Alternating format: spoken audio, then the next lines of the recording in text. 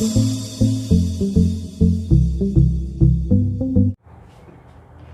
Student, चलिए आज start करेंगे बेटा class 12th chemistry, surface chemistry, 5th chapter chemical kinetics के जस्ट बाद सरफेस केमिस्ट्री। इसमें हम लोगों ने 3 लेक्चर कवर कर चुके हैं। हम लोग कैटलिस्ट लास्ट प्रीवियस लेक्चर में हम लोगों ने फुल्ली कवर किया था। कैटलिस्ट में टाइप्स ऑफ कैटालिसिस पढ़ा था। ठीक, कैटलिस्ट किसे कहते हैं, होमोजीनस हेट्रोजीनस कैटालिसिस के बारे में डिस्कस किया था और कुछ एंजाइम से रिलेटेड पॉइंट्स हमने डिस्कस किए थे। आज का जो टॉपिक है बेटा वो है कोलाइडल सॉल्यूशन। सरफेस केमिस्ट्री में सबसे इंपॉर्टेंट टॉपिक आपका कोलाइडल सॉल्यूशन है। क्लियर ना, जहाँ से क्वेश्चंस बहुत ज़्यादा टाइम्स पूछे गए हैं और इवन इस बार जो हुआ रिड्यूस सिलेबस में उसमें कैटालिसिस शायद रिड्यूस कर दिया गया है, बट ऑलरेडी मैंने उसको एक्सप्लेन किया है तो आप उसको भी पढ़िए, क्योंकि नीट पॉइंट ऑफ व्यू से आपको सारी चीज़ें कवर करनी है। क्लियर ना, तो कोलाइडल सॉल्यूशन हमारा एक टॉपिक है जो सबसे इंपॉर्टेंट है इस चैप्टर में, जहाँ से थ्योरेटिकल क्वेश्चंस बनेंगे। ठीक, तो सबसे पहले बात करते हैं कोलाइडल सॉल्यूशन की। पहले बात करते हैं कोलाइडल पार्टिकल्स यानी कोलाइडल सॉल्यूशन कहते किसे हैं। देखिए, आपने प्रीवियस क्लास में क्लास 9th में आपने 3 चीज़ें पढ़ी थी, ट्रू सॉल्यूशन, कोलाइडल सॉल्यूशन और सस्पेंशन। ठीक, कोलाइडल सॉल्यूशन के पार्टिकल की साइज़, एक ऐसा सॉल्यूशन जिसमें पार्टिकल की साइज़ इंटरमीडिएट होती है ट्रू सॉल्यूशन के पार्टिकल की साइज़ और सस्पेंशन के पार्टिकल के साइज़ के, उस सॉल्यूशन को हम बोलते हैं कोलाइडल सॉल्यूशन। नहीं समझ में आया, ऐसे समझो। ट्रू सॉल्यूशन के पार्टिकल की साइज़ जो भी होती है और सस्पेंशन के पार्टिकल, ट्रू सॉल्यूशन के पार्टिकल की साइज़ बहुत कम होती है, सस्पेंशन के पार्टिकल की साइज़ बहुत ज़्यादा होती है। इनसे ज़्यादा ट्रू सॉल्यूशन के पार्टिकल के साइज़ से ज़्यादा और सस्पेंशन से पार्टिकल के साइज़ से कम जिस सॉल्यूशन के पार्टिकल की साइज़ होती है उसे हम बोलते हैं कोलाइडल सॉल्यूशन। तो हमें टोटली मिला के कोलाइडल सॉल्यूशन पे ही फोकस करना है, हमें ट्रू सॉल्यूशन और सस्पेंशन नहीं पढ़ने हैं बेटा। ठीक, तो चलिए पहले हम बेसिक कुछ जान लेते हैं। देखिए, आपकी स्क्रीन पे आपको ऑलरेडी दिख रहा है, एक साइंटिस्ट थे थॉमस ग्राहम, उन्होंने 2 चीज़ों के बारे में बताया था कि अगर जो मेम्ब्रेन को क्रॉस कर जाए जो पार्टिकल और जो मेम्ब्रेन को क्रॉस ना कर पाए। ठीक, तो एक का नाम बताया था उन्होंने क्रिस्टलॉयड, एक का नाम बताया था बेटा कोलॉयड। ठीक ना, तो पहले हमें यह समझना होगा कि क्रिस्टलॉयड किसे कहते हैं और कोलॉयड्स किसे कहते हैं। क्लियर है, आपकी स्क्रीन पे प्रॉपर आपको दिख रहा है, एक प्रॉपर PDF फॉर्म में दिख रहा होगा। देखिए क्या लिखा हुआ है, हेडिंग है colloidal state. Thomas Graham 1862 studied the process of diffusion of dissolve substance. जो सब्सटेंस डिजॉल्व हो जाते हैं उसमें जो डिफ्यूजन हो रहा है थ्रू अ पर्चमेंट पेपर और एनिमल मेम्ब्रेन, तो उस सब्सटेंस को उन्होंने क्या किया, 2 क्लासेस में डिवाइड कर दिया।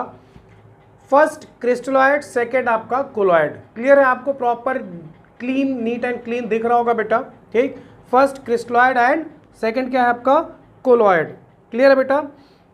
आगे देखिए लिखा हुआ है substance like sugar, urea, common salt ETC which readily pass through the membrane, ये मेम्ब्रेन को क्रॉस कर जाते हैं while in the dissolve state, इसे हम बोलते हैं कॉल्ड क्रिस्टलॉयड। तो मतलब जो सब्सटेंस मेम्ब्रेन को क्रॉस कर जाएंगे उसे हम बोलते हैं बेटा क्रिस्टलॉयड। आगे लिखा हुआ है substance like starch, glue, gelatin ETC which in the dissolved state either did not pass at all। कह रहा है सब्सटेंस, ऐसे सब्सटेंस जैसे कि starch, glue, gelatin ETC which in the dissolved state either did not pass at all, या तो वो पूरी तरह से पास ही नहीं होंगे या फिर passed very slowly through the membrane were called colloids। Clear है यहाँ तक सबको। तो या ये चीज़ आपको क्लियर समझ में आ गई होगी, क्रिस्टलॉयड किसे कहते हैं और कोलॉयड किसे कहते हैं। ठीक ना बेटा, क्रिस्टलॉयड वो होते हैं जो मेम्ब्रेन को क्रॉस कर जाते हैं और कोलॉयड वो होते हैं जो मेम्ब्रेन को क्रॉस नहीं कर पाते। क्लियर ना, हमने एग्जाम्पल भी देखा, आई होप आपने वहाँ से नोट कर लिया होगा, उसका स्क्रीनशॉट या फिर उसको पॉज करके बेटा अपना नोट्स प्रिपेयर जरूर करिएगा। ठीक ना, अब बात करते हैं कोलाइडल सॉल्यूशन की। क्लियर, तो कोलाइडल सॉल्यूशन कौन से होते हैं। ठीक, हमें सॉल्यूशन में देखना है तो देखिए आपकी स्क्रीन पे प्रॉपर्ली आपको दिखेगा। ठीक, colloidal state as an intermediate state. ठीक, तो डायरेक्टली देखिए वहाँ लिखा हुआ है based upon the particle size there are 3 different type of solution of substances on the basis of particles of size there are three different types of solution of substances, that is true solution, colloidal solution and suspension. ठीक ना बेटा, true solution, colloidal solution and suspension. Clear है यहाँ तक सबको? अब बात करते हैं difference between true solution and colloidal solution and suspension की। मेरी बात ध्यान समझना। ट्रू सॉल्यूशन, कोलाइडल सॉल्यूशन और सस्पेंशन में क्या डिफरेंस है? पहला डिफरेंस ये ध्यान रखना, ट्रू सॉल्यूशन के पार्टिकल की साइज सबसे छोटी होगी, सस्पेंशन के पार्टिकल की साइज सबसे बड़ी होगी, और इन दोनों के बीच में जो साइज होगी इंटरमीडिएट, उसे हम बोलते हैं कोलाइडल सॉल्यूशन के पार्टिकल की साइज। ठीक ना बेटा? ट्रू सॉल्यूशन में जैसे आपका sugar and water, salt and water, chalk and water आ जाएगा सस्पेंशन में, मिल्क एंड वाटर आपका आ जाएगा कोलाइडल सॉल्यूशन में। क्लियर ना? तो हमें डिफरेंसेस समझने होंगे इन तीनों में क्या डिफरेंसेस है, और खासकर हमें फोकस करना होगा कोलाइडल सॉल्यूशन की प्रॉपर्टीज पे। क्लियर है? तो difference between true solution, colloidal solution and suspension क्या है? पहला डिफरेंस देखिए, फर्स्ट नेचर की बिहाफ पे, true solution is a homogeneous mixture, colloidal state यानी colloidal solution is a heterogeneous mixture and suspension also is a heterogeneous mixture. Clear बेटा? Next आपका है पार्टिकल साइज। पार्टिकल साइज में true solution के particle की size more then 10 angstrom होती है या फिर लेस देन 1 नैनोमीटर, जबकि कोलाइडल स्टेट के पार्टिकल की साइज 10 एंगस्ट्रॉम से लेके 1000 एंगस्ट्रॉम या फिर 1 नैनोमीटर से लेके 100 नैनोमीटर के बीच में होती है, जबकि सस्पेंशन में पार्टिकल की साइज मोर देन 1000 एंगस्ट्रॉम से ज़्यादा होती है, that is more than 100 nanometre. तो एक चीज़ यहाँ पे देखो, क्लियर कर लीजिए, आपको ऑलरेडी स्क्रीन पे प्रॉपर दिख रहा है सब कुछ। 1 नैनोमीटर से कम होने पर वो ट्रू सॉल्यूशन के पार्टिकल की साइज है, 100 नैनोमीटर से ज़्यादा होने पर वो सस्पेंशन के पार्टिकल की साइज है, और 1 से 100 नैनोमीटर के बीच अगर पार्टिकल की साइज है तो वो कोलाइडल सॉल्यूशन होता है।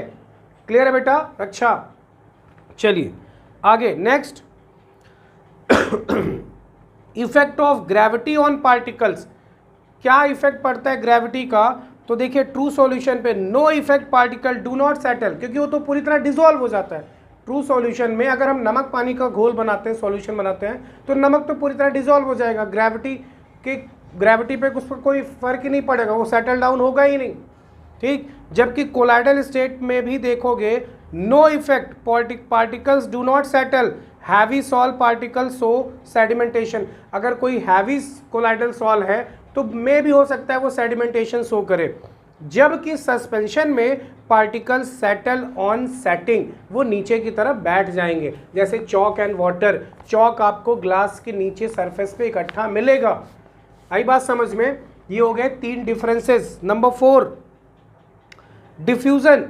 ट्रू सॉल्यूशन में डिफ्यूजन बड़ी फास्ट होगा, बहुत तेजी से डिफ्यूजन, रैपिडली। कोलाइडल स्टेट में डिफ्यूजन स्लोली होगा, एंड सस्पेंशन में डू नॉट डिफ्यूज, इसमें डिफ्यूजन नहीं होगा। क्लियर है बेटा? हम बात करें अपीयरेंस ऑफ सॉल्यूशन की, मैं प्रॉपर्टी भी बता रहा हूँ किस प्रॉपर्टी की बात हम लोग कर रहे हैं। अपीयरेंस ऑफ सॉल्यूशन में बात करें तो ट्रू सॉल्यूशन में क्या आएगा? क्लियर एंड ट्रांसपेरेंट, आपको प्रॉपर क्लियर दिखेगा, ट्रांसपेरेंसी शो करेगा, जबकि कोलाइडल स्टेट में जनरली ट्रांसलूसेंट होगा। अगर हम बात करें सस्पेंशन की बेटा, तो यहाँ कौन सा होगा? ओपैक। कौन सा होगा? ओपैक। क्लियर है सबको? ये हो गए आपके differences. Next, Tyndall effect, property number 5 या 4 जो भी है, टिंडल इफेक्ट। तो ट्रू सॉल्यूशन में आप लिखोगे दे do not exhibit, true solution किसी प्रकार का कोई टिंडल इफेक्ट प्रॉपर्टी शो नहीं करता। कोलाइडल स्टेट दे एक्सिबिट, ये टिंडल इफेक्ट शो करता है, जबकि सस्पेंशन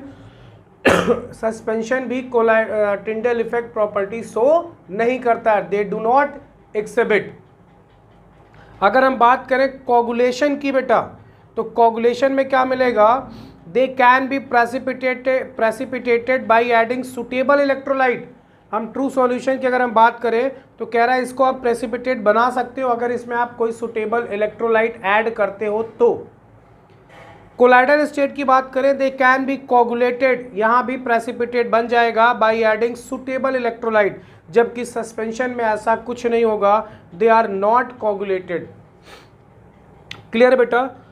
तो ये इतने डिफरेंसेस है। एक डिफरेंस और है, फिरेटिबिलिटी, फिल्टरबिलिटी, हाँ फिल्टरबिलिटी, ठीक ना बेटा? तो फिल्टर एबिलिटी क्या है जरा वो देखिएगा। ट्रू सॉल्यूशन में pass unchange through the filter paper as well as animal और वेजिटेबल मेम्ब्रेन। जब ये पास होगा तो कोई चेंज नहीं आएगा, अनचेंज एकदम जैसा था वैसा ही रहेगा। कोलाइडल सॉल्यूशन में क्या होगा, pass unchange through the filter paper but not through animal membrane और वेजिटेबल मेम्ब्रेन। ये फिल्टर पेपर को क्रॉस कर सकता है लेकिन एनिमल मेम्ब्रेन या फिर वेजिटेबल मेम्ब्रेन को क्रॉस नहीं करेगा।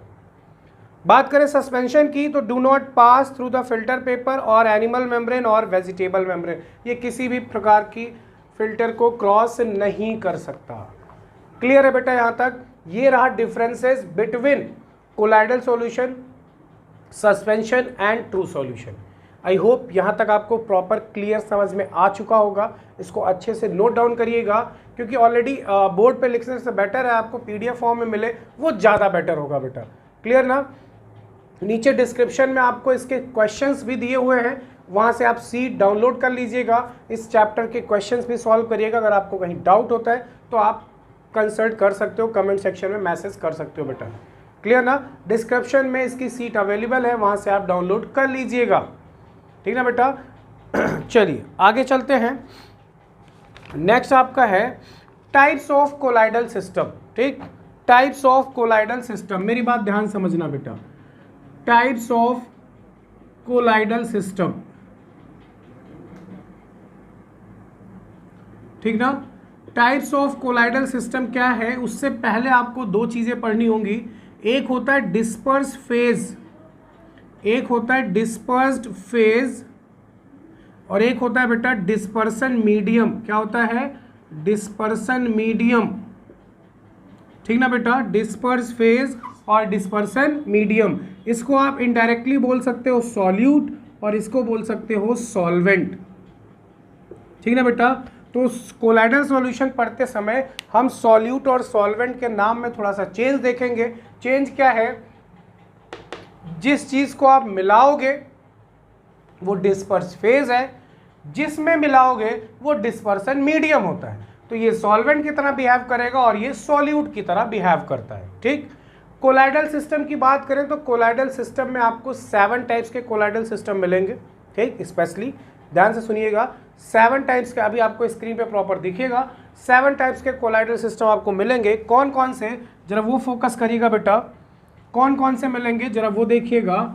वो होंगे आपके, जैसे आपने ले लिया डिस्पर्स्ड फेज, डिस्पर्स्ड फेज, फिर आपने ले लिया डिस्पर्शन मीडियम, डिस्पर्शन मीडियम, ठीक ना बेटा? फिर यहां पे क्या लोगे? एग्जाम्पल, कौन सा सॉल्व बनेगा। क्लियर है?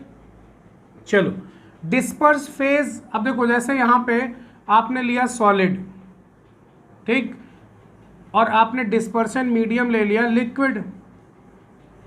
तो एक बार सॉलिड को लिक्विड में मिलाया, अब की बार लिक्विड को लिक्विड में मिलाओगे और नेक्स्ट टाइम क्या करोगे? गैस को लिक्विड में मिलाओगे। आई बात समझ में? तो देखो डिस्पर्शन मीडियम नहीं चेंज हुआ लेकिन डिस्पर्स फेज 1 बाय 1 चेंज किया आपने।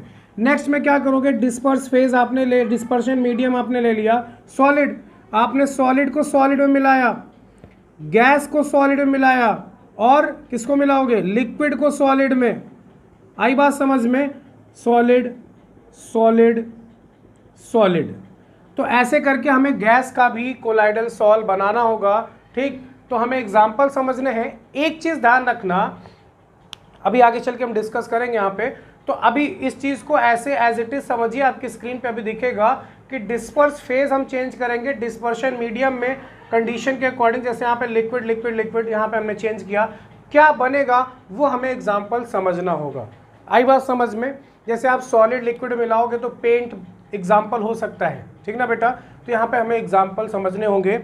एक चीज ध्यान रखना, स्पेशली जब गैस आपका डिस्पर्शन मीडियम हो, गैस, ध्यान सुनना, जब आपका गैस डिस्पर्शन मीडियम हो तो एग्जाम्पल एरोसॉल होगा, ठीक। अब अगर आपने सॉलिड को मिलाया है गैस में, सॉलिड डिस्पर्स फेज है, गैस आपकी डिस्पर्शन मीडियम है, सॉलिड को आपने मिलाया तो सॉलिड एरोसॉल बनेगा। अगर आपका डिस्पर्स फेज लिक्विड है और लिक्विड को आपने गैस में मिलाया डिस्पर्शन मीडियम में तो आपका लिक्विड एरोसॉल बनेगा। ये चीज़ माइंड में सेव कर लेना, गैस डिस्पर्शन मीडियम होने पे एग्जाम्पल एरोसॉल होता है। आई बात समझ में, ठीक। आपकी स्क्रीन पे देखिए आपको एक फ्लो चार्ट दिख रहा है, उस फ्लो चार्ट में प्रॉपर बना हुआ है, एक साइड लिखा है सबसे फर्स्ट साइड डिस्पर्स फेज, फिर डिस्पर्शन मीडियम, फिर कोलाइडल सिस्टम, देन एग्जाम्पल, ठीक ना बेटा। तो देखिए डिस्पर्स फेज में पहले क्या है गैस, डिस्पर्शन मीडियम में क्या है लिक्विड, तो कोलाइडल सिस्टम कौन सा बनेगा बेटा, फोम या फिर फ्रोथ। एग्जाम्पल क्या होंगे, सोप सॉल, ठीक, विप्ड क्रीम, ये एग्जाम्पल्स होंगे। दूसरा है डिस्पर्स फेज, गैस है, डिस्पर्शन मीडियम सॉलिड है, तो गैस को सॉलिड में मिलाया गया तो सॉलिड फोम बनेगा, एग्जाम्पल लिखा हुआ है आपके सामने।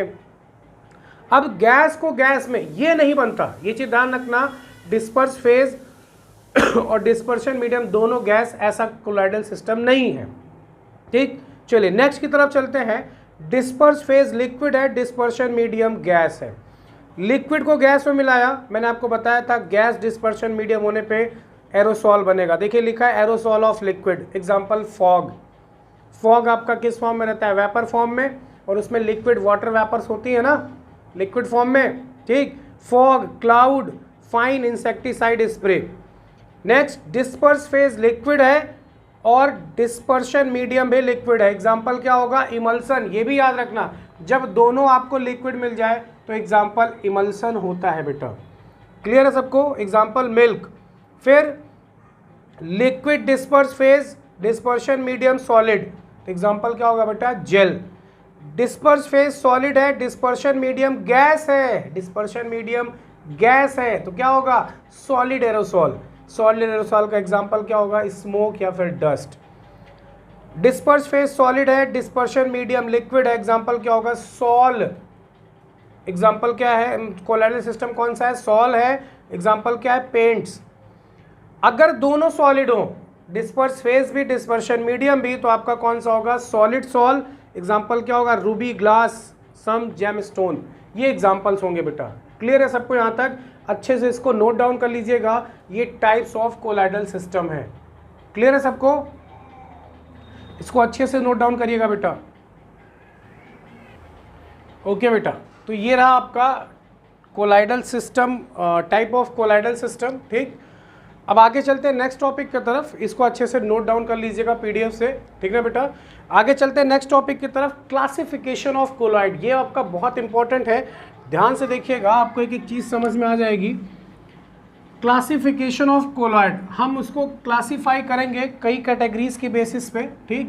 और ये टॉपिक आपका इंपॉर्टेंट होगा, क्लासिफिकेशन ऑफ कोलॉइड, हेडिंग डालिएगा, क्लासिफिकेशन ऑफ कोलॉइड,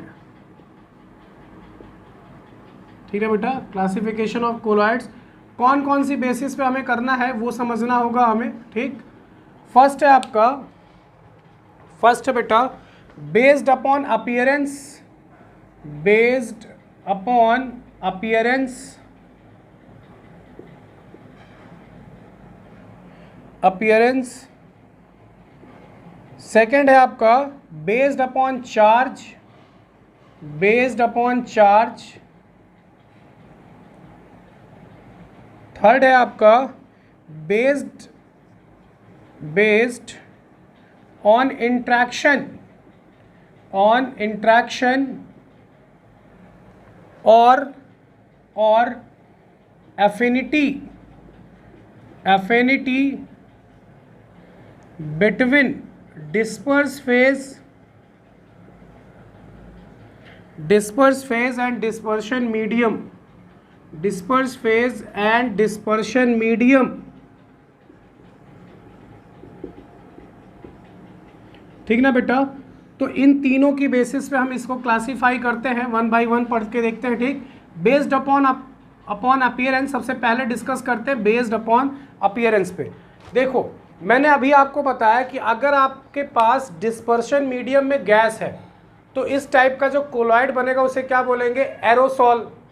क्या बोलेंगे बेटा, एरोसॉल। अगर डिस्पर्स फेज आपका सॉलिड है तो सॉलिड एरोसॉल, ठीक, सॉलिड वो डिस्पर्स फेज और गैस आपका डिस्पर्शन मीडियम, तो सॉलिड एरोसॉल। अगर डिस्पर्स फेज लिक्विड है और डिस्पर्शन मीडियम गैस है तब उसे बोलेंगे लिक्विड एरोसॉल। लेकिन अगर आपका डिस्पर्शन मीडियम लिक्विड में वाटर है तब उसे बोलते हैं हाइड्रोसॉल। क्या बोलते हैं, हाइड्रोसॉल। अगर डिस्पर्शन मीडियम अल्कोहल है तब उसे बोलेंगे एल्कोसॉल। और अगर डिस्पर्शन मीडियम आपका बेंजीन है तब उसे बोलेंगे बेंजोसॉल। क्लियर है बेटा। तो ये भी क्वेश्चंस पूछा जाता है कि अल्कोसॉल में डिस्पर्शन मीडियम कौन सा होगा, अल्कोहल होगा। ठीक, ऐसा आप अपनी स्क्रीन पे देखिए, आपको कुछ पॉइंट्स दिखेंगे। ठीक, पहला पॉइंट है बेस्ड अपॉन अपीयरेंस में फर्स्ट पॉइंट है a colloidal system in which dispersion medium is a liquid. ठीक, a colloidal system in which dispersion medium is a liquid और गैस आर कॉल्ड सॉल। अगर dispersion medium liquid या gas है तो उसे हम क्या बोलते हैं, सॉल। स्पेशली ध्यान रखिएगा, लिक्विड और गैस है तो क्या बोलेंगे, सॉल। अगर गैस होता है तो हम क्या बोलते हैं, एरोसॉल। ये चीज़ ध्यान रखना। ठीक, second, they are called hydrosol और aquasol if dispersion medium is water। अगर डिस्पर्शन मीडियम वाटर है तब इस टाइप के कोलाइडल सिस्टम को हम बोलते हैं एक्वासॉल या फिर हाइड्रोसॉल। When dispersion medium is alcohol or benzene, they are accordingly called alcohol और बेंजोसॉल। क्लियर है बेटा, यहाँ तक आ गया समझ में। ठीक, second point, colloidal system in which dispersion medium is a gas called aerosol। Proper आपको दिख रहा है, मैं केवल आपको एक्सप्लेन कर रहा हूँ, लिखने में टाइम जितना जाएगा उतने में आप आसानी से समझ सकते हो। ठीक, तो अगर डिस्पर्शन मीडियम गैस है तब उसे बोलेंगे aerosol. colloidal system in which the dispersion medium is solid are called gel। तब उसे क्या बोलेंगे बेटा, जेल। क्या बोलेंगे, जेल। एग्जाम्पल चीज, ठीक, ETC। क्लियर है यहाँ तक। Based upon charge the colloids can be classify into positive और नेगेटिव। ध्यान रखिएगा, अभी आगे चल के हम पढ़ेंगे कि कोलाइड पे चार्ज कैसे जनरेट होता है। तो चार्ज कोलाइड पे दो ही होगा, या तो पॉजिटिव होगा या तो नेगेटिव होगा। The colloids can be classify into positive और negative colloid according to the charge present on the disperse phased particles. ठीक, एग्जाम्पल में metal hydroxide are generally positive charge while metal sulphide carry a negative charge. ठीक है बेटा, आगे चल के हम डिस्कस करेंगे इस पे। नेक्स्ट है आपका बेस्ड ऑन इंट्रैक्शन एफिनिटी और affinity between disperse phase and dispersion medium. तो यहाँ पे आपको दो टाइप के कोलॉइड मिलेंगे। एक मिलेगा बेटा आपको लायोफिलिक कोलॉइड और एक मिलेगा लायोफोबिक। लायोफिलिक कोलॉइड और एक कौन सा मिलेगा बेटा, लायोफोबिक। अब जरा फोकस करिएगा बोर्ड पे, देखो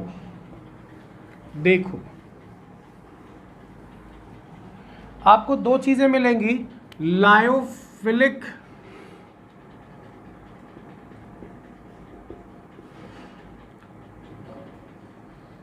कोलॉइड या फिर इसे लायोफिलिक सॉल भी कहते हैं, और दूसरा है लायोफोबिक।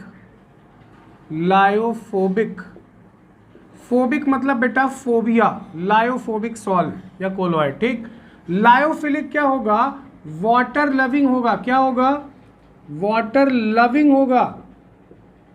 और ये क्या होगा बेटा, वाटर हेटिंग होगा। ठीक ना बेटा, वाटर हेटिंग होगा। आई बात समझ में। तो ये पानी से दूर भागता है और ये पानी के बहुत पास जाता है।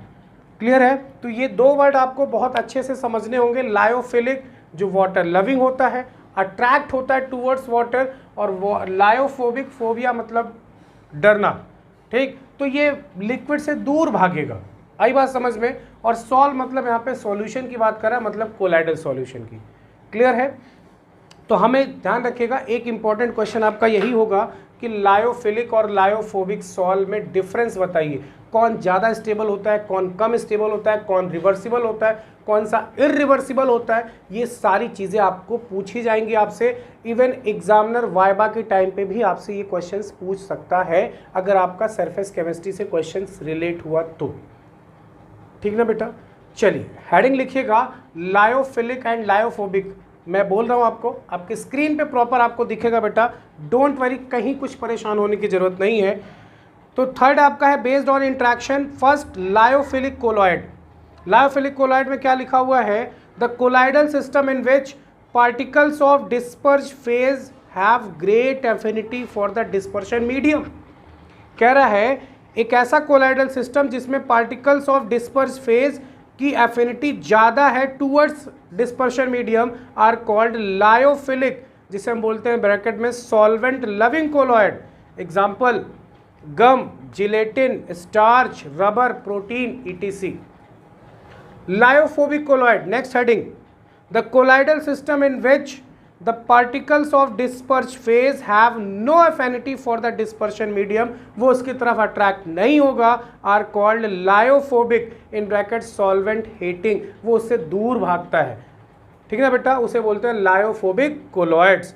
एग्जाम्पल कौन से होंगे बेटा, compounds like sulphide and oxide, compounds like sulphide and oxide. यहां तक समझ में आ गया सबको, क्लियर है यहां तक। चलिए हेडिंग लिखिएगा difference between lyophilic and lyophobic sol. Lyophilic और लायोफोबिक सॉल्व में क्या डिफरेंसेस होते हैं, एक कॉलम बनाइएगा। ठीक, आपको डायरेक्ट प्रॉपर स्क्रीन पे दिख रहा है, जैसा है वैसे ही बनाइएगा बेटा नोट्स अपना।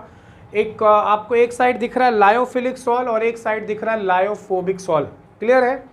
लायोफिलिक सॉल्व, अब मेरी बात ध्यान समझना, लायोफिलिक सॉल्व और लायोफोबिक सॉल्व, मेरी बात बहुत अच्छे से समझिएगा। स्क्रीन पे आपको जो दिख रहा है वो देखते रहिए, मेरी वॉइस बहुत अच्छे से सुनिएगा। लायोफिलिक सॉल्व वाटर लविंग होता है, सॉल्वेंट लविंग होता है। अगर ये पानी के साथ यानी डिस्पर्शन मीडियम के साथ अट्रैक्ट होता है तो इसको छुड़ाया भी जा सकता है।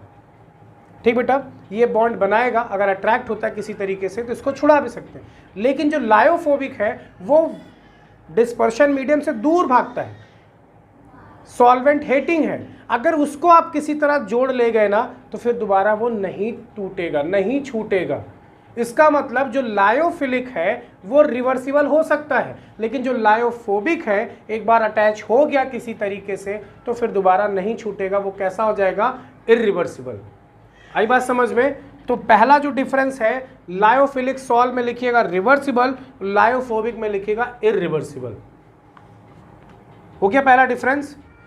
सेकंड क्या लिखा हुआ है, they are prepared very easily. अगर आपको लायोफिलिक सॉल्व बनाना है तो आसानी से आप क्या करो, शेक कर दो, मिक्स कर दो। जैसे आप शेक करते हो, जैसे आप पानी में सर्फ डालते हो, डिटर्जेंट डालते हो, हाथ से शेक कर देते हो, फोम बन जाता है।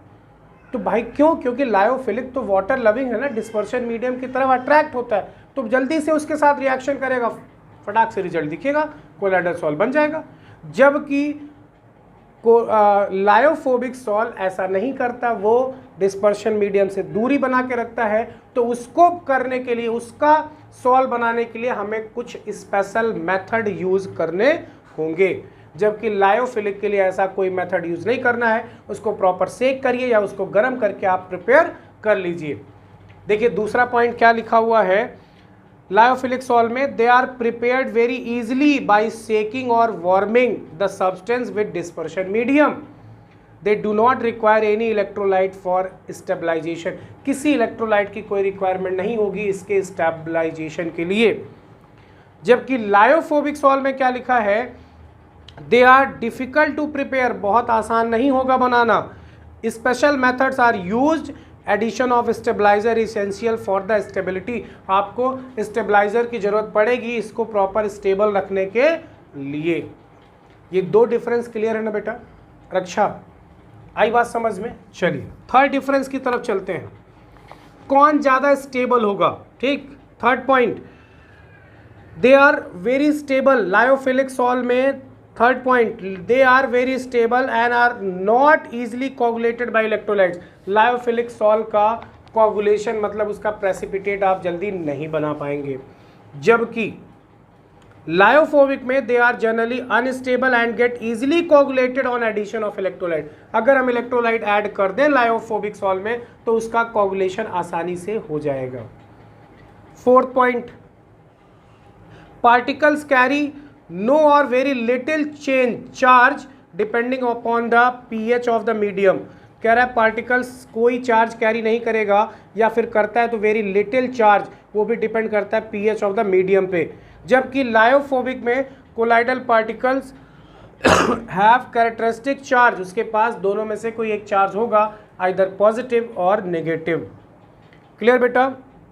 बात करें अगर हम विस्कोसिटी की, तो लायोफिलिक सॉल्व की viscosity is much higher than that of medium, जबकि लायोफोबिक में viscosity is nearly the same as that of the medium, लगभग बराबर होगी।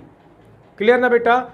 टिंडल इफेक्ट कौन सो करेगा, यहाँ पे कई पॉइंट्स आपको दिख रहे हैं बेटा, जो भी पॉइंट्स हैं वो सारे नोट डाउन करिएगा, मैं मेन पॉइंट्स आपको बता रहा हूँ। Tyndall effect less distinct lyophilic sol में, लेस डिस्टिंक्ट क्योंकि वाटर से अट्रैक्ट हो जाता है, जबकि लायोफोबिक में वाटर से अट्रैक्ट नहीं होता, सॉल्वेंट से हीटिंग होता है, दूर रहेगा, तो आपको प्रॉपर ज़्यादा से ज़्यादा टिंडल इफेक्ट शो कर पाएगा वो। ठीक ना बेटा। कोलाइडल सॉल्यूशन वैसे भी टिंडल इफेक्ट शो करता है, लेकिन लायोफिलिक बहुत कम करेगा, लायोफोबिक सॉल्व ज़्यादा से ज़्यादा करेगा। इन सब बातों को ध्यान रखिएगा। एडिशन ऑफ इलेक्ट्रोलाइट, ये पॉइंट इंपॉर्टेंट है। अगर आप लायोफिलिक सॉल्व में ज़्यादा अमाउंट में इलेक्ट्रोलाइट ऐड करते हो तब जाके कोगुलेशन होगा, मतलब यहाँ पे इलेक्ट्रोलाइट के अमाउंट बहुत ज़्यादा चाहिए, जबकि लायोफोबिक में बहुत कम अमाउंट में इलेक्ट्रोलाइट चाहिए कोगुलेशन यानी प्रेसिपिटेट बनाने के लिए। आई बात समझ में। नीचे आपके एग्जाम्पल्स भी लिखे हैं बेटा, एग्जाम्पल अच्छे से नोट डाउन करिएगा, आपको सारा कॉन्सेप्ट क्लियर हो जाएगा। आई बात समझ में, यहाँ तक क्लियर है सबको। आगे चले तो ये रहा बेटा difference between lyophilic and lyophobic colloid के बारे में। ठीक, आई होप आपको ये प्रॉपर समझ में आ गया होगा। चलते हैं नेक्स्ट टॉपिक की तरफ। ओके बेटा, नेक्स्ट आपका होगा बेस्ड ऑन मॉलिक्यूलर साइज। ठीक ना बेटा, ये तो बात थी प्रॉपर्टीज की कुछ स्पेशली। ठीक, अब नेक्स्ट आपका जो है 3 हमने पढ़ा था। ठीक, बेस्ड ऑन इंट्रैक्शन हमने देख लिया अभी। नेक्स्ट है आपका based on molecular size. Based on molecular size, ठीक ना बेटा। बेस्ड ऑन मॉलिक्यूलर साइज में आपको 3 मिलेंगे, स्पेशली ध्यान से देखना। 1 2 3। एक आपको मिलेगा मल्टी मॉलिक्यूलर। कौन सा मिलेगा? Multi molecular. ठीक, एक आपको मिलेगा मैक्रो मॉलिक्यूलर। मैक्रो मॉलिक्यूलर, और एक आपको मिलेगा एसोसिएटेड। Associated colloid. ठीक ना बेटा, इसमें आपको सोप वाला एग्जाम्पल पढ़ना होगा जो आपने ऑलरेडी 10th क्लास में पढ़ रखा है। ठीक, तो मल्टी मॉलिक्यूलर मतलब कई मॉलिक्यूल्स आपस में होंगे। अब देखो यहाँ पे कोलाइडल रेंज आपको जानना होगा कि कोलाइडल सॉल्यूशन में जो पार्टिकल्स का रेंज है, यहाँ पे कोलाइडल सॉल्व की जो साइज है उस चीज़ को समझना होगा। ठीक, अगर कोलाइडल सॉल्व का जो रेंज है, ठीक, ये में इसमें क्या होंगे, पार्टिकल्स बहुत छोटे छोटे होंगे, वो कोलाइडल रेंज के पार्टिकल मतलब कोलाइडल रेंज को कवर नहीं कर पाएंगे। तो यहाँ पे क्या करेंगे, उस छोटे छोटे पार्टिकल्स को आपस में ऐड करेंगे तो एक बड़ा सा पार्टिकल्स बनेगा। वो किसका हो जाएगा, किस रेंज में आ जाएगा, कोलाइडल सॉल्व के रेंज में आ जाएगा। आई बात समझ में। तो यहाँ पे कई मॉलिक्यूल्स को आपस में ऐड करना होगा जिसे हम कह देंगे मल्टी मॉलिक्यूलर। ठीक, तो उनको ऐड करके एक बड़ा सा बनेगा, एक प्रॉपर एक बनेगा, उससे बन जाएगा आपका क्या, कोलाइडल सॉल्व। दूसरा, कोलाइडल सॉल्व का जो रेंज है, अभी हम लोग लिखेंगे, देखेंगे पीडीएफ में आपको दिखेगा, कोलाइडल सॉल्व का जो रेंज है उससे ज़्यादा बड़ा पार्टिकल का साइज हो, मैक्रो मॉलिक्यूलर। तो इतना बड़ा साइज होगा कि उसको हमें डिवाइड करना होगा। हमें क्या करना होगा, डिवाइड करना होगा, ताकि वो किस रेंज में आ जाए, कोलाइडल सॉल्व के रेंज में आ जाए। ठीक ना। तीसरा आपके पास कौन सा होगा, एसोसिएटेड कोलॉइड। एसोसिएटेड कोलॉइड में आपने सोप वाले एग्जाम्पल में पढ़ा है, सोप वाले में आपने पढ़ा है एस्टेरिक एसिड का यूज़ करके हम सोप बनाते हैं, C17H35COOH, this is the formula of asterisk acid. अब हम NaOH से रिएक्शन करा के वहाँ पे सोडियम प्लेस होता है, हाइड्रोजन डिस्प्लेस होता है, C17H35COONA, जिसका फॉर्मूला होता है सोप।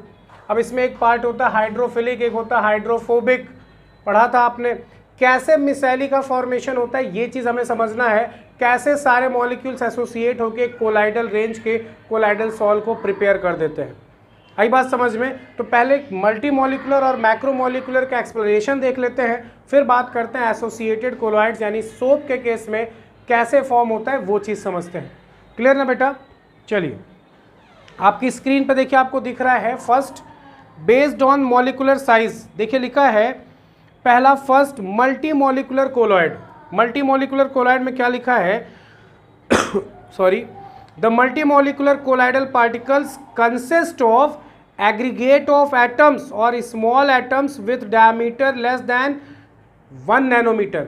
जिनका डायमीटर 1 नैनोमीटर से भी कम है उन सभी को एग्रीगेट करना, पास पास लाके एक रेंज में लाना है। किस रेंज में लाना है? कोलाइडल सॉल्ट के रेंज में, जो कहाँ से कहाँ तक होगा? 1 नैनोमीटर से 1000 नैनोमीटर तक, उस रेंज में लेके आएंगे जिससे हमारा कोलाइडल सॉल्ट बन जाएगा।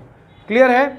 एग्जाम्पल लिखा है salt of gold and salt of sulphur, ये एग्जाम्पल्स हैं। अगर हम बात करें मैक्रोमोलिकुलर कोलॉइड, लिखा है the macromolecular colloidal particles themselves are large molecule, एक बड़ा सा मॉलिक्यूल होगा जो कोलाइडल रेंज को क्रॉस कर चुका होगा, उसको हमें तोड़ना होगा, हमें उसको अलग अलग पार्ट्स में डिवाइड करके कोलाइडल रेंज में लाना होगा। Molecules they have very high molecular weight varying from thousands to million. Naturally occurring molecule, जो नेचुरली मैक्रो मॉलिक्यूल्स होते हैं, पाए जाते हैं naturally, starch, cellulose and proteins. Artificial macro molecules कौन से होते हैं? पॉलीएथाइलिन यानी polythene, nylon, polystyrene, dacron, synthetic rubber, ETC. Plastic भी होता है। तो ध्यान रखिएगा, आपसे एग्जाम में ये भी पूछा जा सकता है, नेचुरल मैक्रो मॉलिक्यूल्स का एग्जाम्पल बताइए या फिर सिंथेटिक मैक्रो मॉलिक्यूलर का एग्जाम्पल बताइए। क्लियर है सबको? नेक्स्ट आपको जो दिख रहा है बेटा, एसोसिएटेड कोलॉइड और मिसैली, मिसेल फॉर्मेशन। पहले डेफिनेशन पढ़ लेते हैं, फिर मैं आपको बोर्ड पे एक्सप्लेन करता हूँ। लिखा हुआ these colloids behave as a normal electrolyte. ये कोलॉइड्स एक नॉर्मल इलेक्ट्रोलाइट की तरह बिहेव करते हैं at low concentration, but colloids at higher concentration, जब ये हायर कॉन्सेंट्रेशन पे पहुंचते हैं, this is because at higher concentration they form aggregate, सब आपस में इकट्ठा पास पास आ जाते हैं, एसोसिएटेड पार्टिकल्स कॉल्ड मिसैली। क्या बोलते हैं उसे? मिसैली। क्या बोलते हैं बेटा? मिसैली। ठीक। Soap and synthetic detergents are example of associated colloids. They furnish ions which may have colloidal dimension. ठीक ना बेटा? तो ये देखिए आपका एक्सप्लेनेशन था। अब ये चीज़ हमें समझनी होगी। ठीक, अब मेरी बात ध्यान से समझिएगा। ठीक, चलिए देखते हैं। देखो वापस से जरा बोर्ड पे फोकस करिए। देख बेटा, अब इसमें क्या होगा, ध्यान से सुनना। आपने पढ़ा है C17H35COOH, this is the formula of stearic acid. पढ़ा है आपने क्लास 10th में। इसकी रिएक्शन करा देते हैं सोडियम हाइड्रोक्साइड से, और ये सोडियम क्या करता है? H को डिस्प्लेस करता है और बन जाता है C17H35COONA। This is the formula of soap, और OH और H H2O बन के बाहर निकल जाएंगे। ये सोप बन गया। अब इसमें देखो 17 कार्बन की चेन ये है, और सोडियम पे प्लस होता है, COO पे माइनस होता है। अब जरा मैं 17 कार्बन की चेन को ड्रॉ करूं तो कुछ ऐसा बनेगा। ठीक ना बेटा? अब इसको एग्जैक्ट मैं 17 नहीं काउंट कर रहा हूं, आप अगर काउंट करके बनाना चाहो तो काउंट करके भी बना सकते हो। ये हो गया आपका माइनस COO, और ये हो गया Na+। आई बात समझ में? तो यहाँ से लेके यहाँ तक का जो पार्ट है वो नॉन आयनिक पार्ट है। कौन सा है बेटा? नॉन आयनिक पार्ट है। आई बात समझ में? ठीक, नॉन आयनिक पार्ट है। और ये जो पार्ट है इसे कौन सा पार्ट बोलते हैं? आयनिक पार्ट बोलते हैं, क्योंकि इस पर चार्ज लगा हुआ है। क्लियर सबको? और ये वाटर लविंग होता है। कैसा होता है? वाटर लविंग होता है। ठीक ना? मेरी बात ध्यान समझिएगा। ये वाटर लविंग होता है, और इसे बोलते हैं पोलर हेड। क्या बोलते हैं? Polar head. और ये कैसा होगा? Non polar tail. कैसा होगा बेटा? Non polar tail. इस पे कोई चार्ज नहीं होता। आई बात समझ में? अब ये सोप का एक मॉलिक्यूल है। मेरी बात ध्यान समझना, आपके एनसीईआरटी में फिगर बना हुआ है ऑलरेडी। ठीक, तो ये सोप का मॉलिक्यूल्स है जिसमें नॉन आयनिक पार्ट और आयनिक पार्ट। ये वाटर हेटिंग होता है, ये वाटर लविंग होता है, ये वाटर की तरफ अट्रैक्ट होता है और ये वाटर से दूर भागना चाहता है। आई बात समझ में? कैसे मिसेल का फॉर्मेशन होता है जरा वो समझिएगा। देखो अब हुआ क्या, जब आपने सोप को मिलाया पानी में तो देखो ये आपका कपड़ा है, मान लीजिए कोई क्लॉथ है ये, इसमें यहाँ पे एक डर्ट लगा हुआ है, ठीक, यहाँ पे एक डर्ट लगा हुआ है ये। अब होगा का जो सोप का मॉलिक्यूल्स है वो टैडपोल लार्वा की तरह होता है, ये इसका हेड पार्ट, ठीक, ये इसका हेड पार्ट। तो जो टेल पार्ट है देखो नॉन आयनिक पार्ट, वो देखो अंदर की तरफ है, दिख रहा है बेटा, वो अंदर की तरफ है। अब सारे मॉलिक्यूल्स ऐसे इकट्ठा हो जाएंगे, सारे इकट्ठा ऐसे हो जाएंगे और इस जो ग्रीस या ऑयल यहाँ पे कपड़े पे लगी है इसको यहाँ पे ये क्या करता है, पूरा रेंज एक इकट्ठा होने के बाद प्रॉपर इसको कैप्चर कर लेता है। तो यहाँ पे जो पार्टिकल की साइज जो जनरेट होती है ना, ये कौन से रेंज में आ जाती है, कोलाइडल सॉल के रेंज में आ जाती है। आई बात समझ में? और यहाँ से ग्रीस को क्या करता है, ऑयल को निकाल लेता है, कपड़ा आपका साफ हो जाता है, पानी आपका गंदा हो जाता है। आई बात समझ में? तो यहाँ से जो ये आयनिक पार्ट है ये इधर की तरफ देखो, हेड पार्ट बाहर की तरफ है, जबकि अंदर की तरफ कौन सा पार्ट है आपका, नॉन पोलर टेल वाला पार्ट। जैसे ये प्रॉपर कंडीशन बनती है ये सराउंडिंग में आ जाएंगे, देखो इसको बचा लेगा, प्रॉपर वाटर से दूर भाग रहा है, अंदर की तरफ जा रहा है ये, ठीक ना बेटा। तो ये अंदर की तरफ जाएगा और एक प्रॉपर सॉल्व प्रिपेयर हो जाता है, इसी को हम बोलते हैं कोलाइडल सॉल्व। एसोसिएटेड पार्टिकल्स सब इकट्ठा हो गए, नॉन पोलर टेल अंदर की तरफ, पोलर वाला पार्ट बाहर की तरफ, पानी में ही है, ये वाटर से लविंग है और ये वाटर से दूर भाग के प्रॉपर एक इस ग्रीस मॉलिक्यूल से ऑयल मॉलिक्यूल डर्ट को बाहर निकालने की पूरी कोशिश करता है। आई बात समझ में? तो इसी को बोलते हैं बेटा मिसेल फॉर्मेशन। आई बात समझ में? ठीक, मैंने आपको स्ट्रक्चर भी दिखा दिया, सोप का स्ट्रक्चर कैसे होता है, एनसीईआरटी में ऑलरेडी लिखा हुआ है, बना है, आप वहाँ से ड्रॉ करिएगा, अदरवाइज यहाँ से भी ड्रॉ कर सकते हो, लेकिन मेरे हिसाब से आप एनसीईआरटी से ड्रॉ करिए, ज़्यादा अच्छा होगा। क्लियर ना? चलिए आगे देखते हैं नेक्स्ट टॉपिक। ओके बेटा, तो ये रहा आपका एसोसिएटेड कोलॉइड्स, ठीक ना। तीन हमने पढ़े, मल्टी मॉलिकुलर, मैक्रोमॉलिकुलर और एसोसिएटेड। एसोसिएटेड में सोप का स्पेशल एग्जांपल था हाइड्रोफिलिक और हाइड्रोफोबिक, ठीक।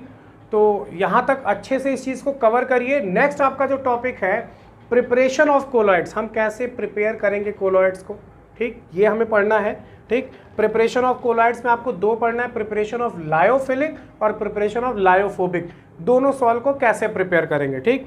इसके लिए हमें कुछ इंपॉर्टेंट टर्म्स पढ़नी होगी, जैसे पेप्टाइजेशन है, कोगुलेशन है, सेटजेफ रूल आगे चल के हम पढ़ेंगे, जेटा पोटेंशियल किसे कहते हैं ये चीज़ पढ़ेंगे, ठीक। एक हेडिंग आएगी इमल्सन, उसे भी पढ़ना है, प्यूरिफिकेशन ऑफ कोलॉइड्स, ठीक। तो जो लास्ट लेक्चर होगा इसके बाद का जो लेक्चर है वो इसका लास्ट लेक्चर होगा, उसमें इस चैप्टर को पूरी तरह से फुल्ली फिनिश कर दिया जाएगा। आपका जो नेक्स्ट टॉपिक है preparation of colloids, purification of colloids, ठीक, इमल्शन, ये तीन चीज़ें हमें पढ़नी है। इसमें जितने भी टर्म्स आएंगी बहुत इंपॉर्टेंट टॉपिक है ये, इस चीज़ को नेक्स्ट एंड लास्ट लेक्चर में पूरी तरह से फिनिश करेंगे, जो कि आपको कल मिल जाएगा बेटा। तब तक के लिए आप इसको अच्छे से यहाँ पूरी तरह से कवर करिए, अपना नोट्स प्रिपेयर करिए और डिस्क्रिप्शन बॉक्स में जो सीट है उसको भी सॉल्व कर लीजिएगा। क्लियर ना बेटा? मिलते हैं नेक्स्ट लेक्चर में। आपको नेक्स्ट कल इसका लेक्चर मिल जाएगा जो लास्ट लेक्चर होगा, और सारे लेक्चर्स को ऐड करके एक 1 शॉर्ट वीडियो भी आपको मिल जाएगा। क्लियर ना बेटा? मिलते हैं नेक्स्ट लेक्चर में। थैंक यू बेटा।